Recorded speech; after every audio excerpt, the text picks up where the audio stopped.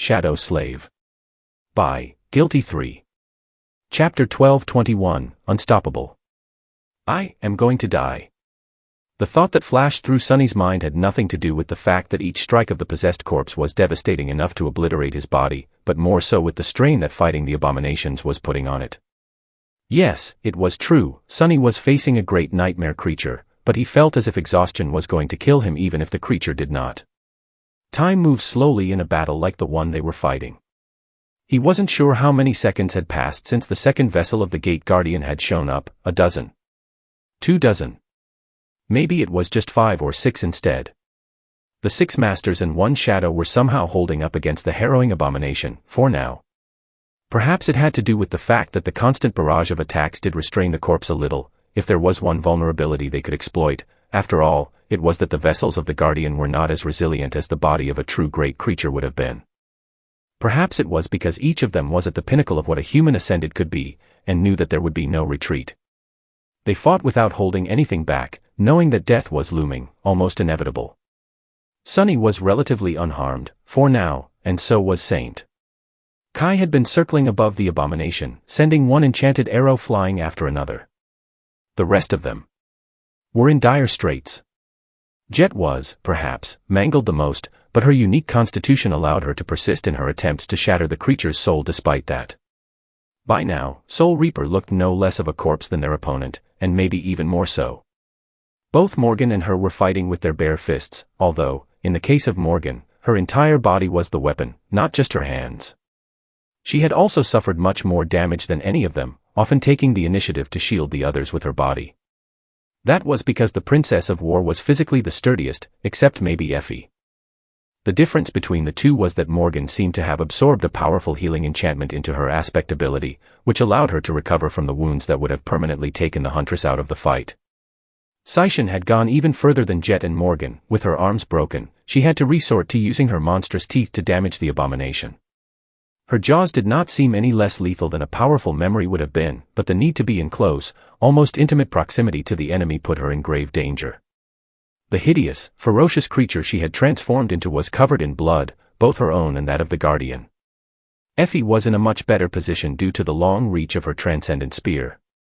Together, they fought the great abomination, desperately trying to destroy it, slow it down. Or at least prevent it from approaching the beautiful bonfire of white flames that still burned behind them. N11N, die. Why won't you die?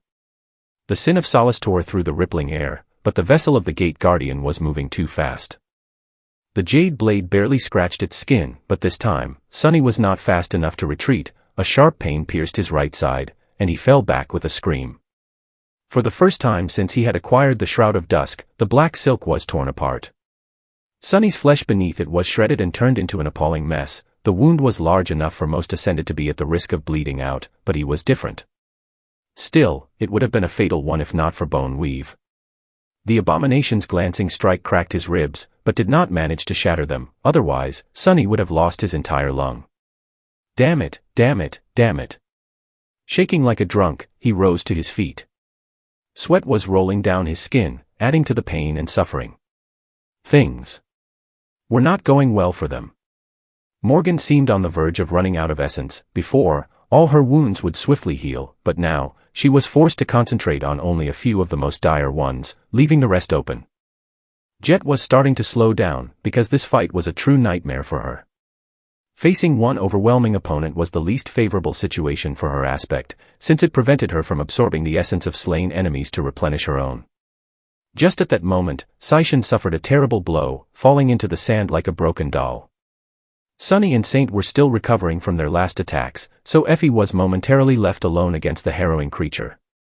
The corpse moved with tremendous speed, grabbing the shaft of her spear and pulling the Huntress off her feet. A split second before its other hand delivered a lethal blow, Kai suddenly fell from the sky, ramming into the taken corpse and throwing it back. The corpse brought its elbow down on Kai's spine, and he fell into the sand with a pained scream. Curse it all.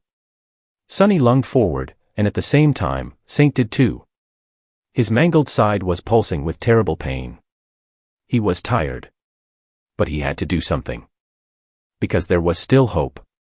Even though the vessel of the Gate Guardian seemed indestructible and unstoppable, it was weakening. It was not very noticeable, yet, but it was true.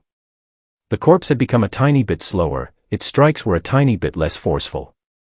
The speed at which its flesh mended itself had diminished a little, as well. The creature had a limit, indeed. They just had to push it over that limit. Sunny had not summoned Nightmare or Imp, knowing that they were too weak for this battle. He wasn't sure that he could summon them. His shadows, which served as the gates of his soul, were with Nephi's, inside the incinerating mass of white flames. Even if he could, all the two would be able to do was buy him a second or two with their deaths. So, he had to buy those seconds himself. He attacked, putting everything he had, all his strength, all his cunning, all his will, into the attack. At the same time, Saint thrust her sword forward, covering her cracked breastplate with the broken remains of her shield. But it was not enough.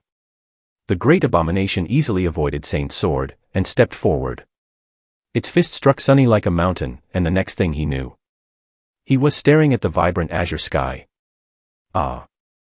I was too slow. Sunny tried to stand up and gasped, overcome with unbearable pain. His arm seemed to be broken. No, it was only dislocated. And bloody foam was forming on his lips. Looking up, he saw Morgan stepping in front of Jet, who was on her knees, shielding her from a lethal blow. Both of them were sent flying back and landed on the sand in a heap of bloodied flesh. Effie grunted as she received a downward strike on her crossed hands. Her steel body trembled, and a whirlwind of sand rose into the air around her, thrown up by the shockwave of the terrible impact. In the next moment, she staggered back and fell. The Gate Guardian was left standing alone, unopposed. It lingered for a split second, then took a step toward Seishan and raised a fist to finish her off. The corpse's face was terribly mangled, and its teeth were in full view, as if the creature was grinning. Sunny groaned and sat up. I won't get there in time. The abomination struck. Before it could kill Seishan, however, a bloody fist suddenly emerged from its chest. The creature froze, then slowly turned its head. A slender hand flashed, separating the head from the neck. Standing behind the Gate Guardian was a bewitching woman in a torn carmine dress, her long black hair covered in sand. She was almost inhumanly beautiful.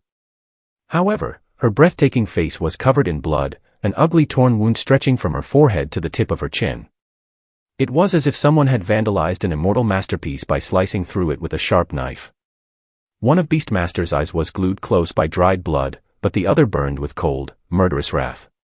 Her scarlet lips parted, revealing pearly white teeth. I don't think you'll submit. So. Just die. Chapter 12:22, Against All Hope. Beastmaster's fist was still protruding from the abomination's chest, but in the next moment, she tore it out, almost ripping the entire corpse apart. She seemed angry. Really angry. How dare you raise a hand to my sister? Before the abomination could assemble itself back together, the beautiful saint kicked it, sending the mangled corpse flying back. It landed on the sand a dozen meters away, twitched slightly, and then rose, already knitting itself into a single whole again. The two of them stood opposite each other, looking intently at the enemy. The creature was bloodied and beaten, but eerily calm. There was a smile on its lips. Beastmaster looked just as battered, her face torn and painted with blood. Her expression was dark and full of cold fury. She gritted her teeth and spat, I won't show you mercy. The corpse stared at her with a smile. And then, it suddenly spoke. Tilting its head, the corpse asked, what is mercy? The saint's expression slightly changed. What the hell? Why are they talking?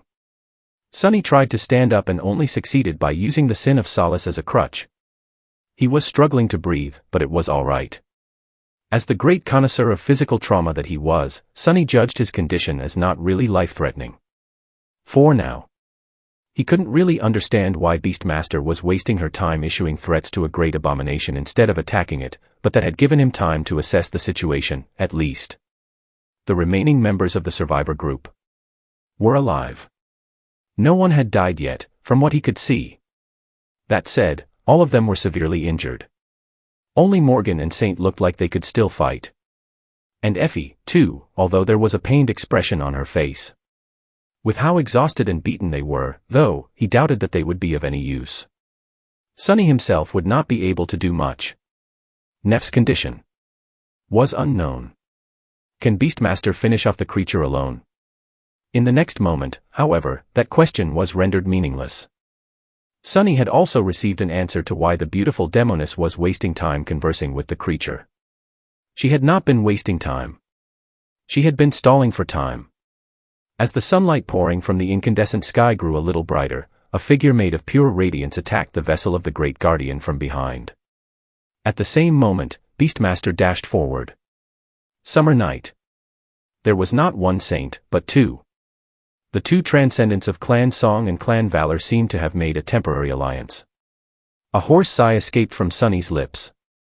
He summoned the runes and glanced at them to make sure that Nephi's was still alive.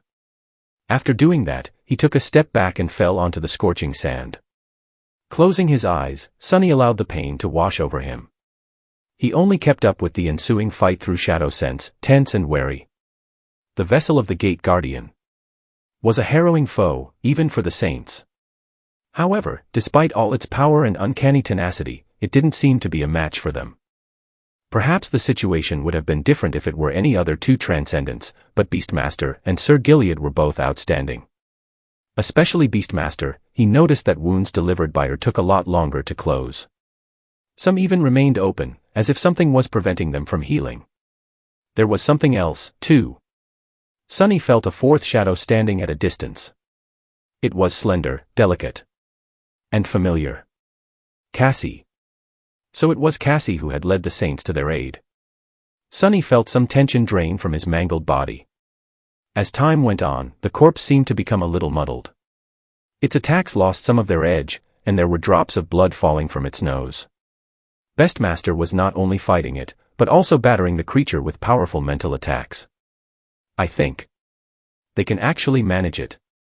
Before they did, however, the bonfire of incinerating white flame suddenly grew weak, and then disappeared. Two shadows were revealed amidst molten sand and obsidian glass, one crumpled and motionless, the other standing above it.